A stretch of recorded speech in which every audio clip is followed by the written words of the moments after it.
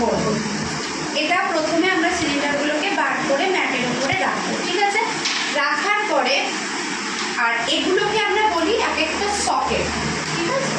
এবার যে কোনো একটা পেন আমি দেখলাম, এই পেনটাকে আমরা ইন্ডিকেটার হিসাবে কাজ করি, ঠিক আছে? আমি যে কোনো সকেটের ভেতর একটা ইন্ডিকেটার বসিয়ে দিই, দিয়ে বাচ্চাকে বলতে হবে যে এই সকেটের ভেতরে যে সিলিন্ডারটা থাকবে বা যে সিলিন্ডারটা প্লেস করা যাবে সেটা নিয়ে এসে বসাবে। দেখো বাচ্চা খুব বড় জোর কী করতে পারে, এইটাকে তুলে নিয়ে এসে এর ভেতরে বসাবে, কিন্তু এটাকে আনবে না কখনো।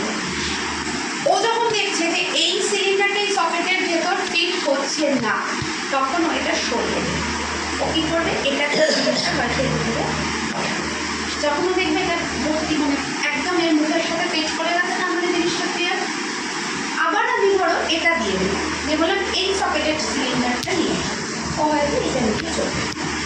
এরকম করে প্রত্যেকটা সকেটের ভেতরে আমি করে একটা করে ইন্ডিকেটার দেবো এবং বাচ্চাকে বলবো এই সকেটের সিলিন্ডারটা নিয়ে এসো।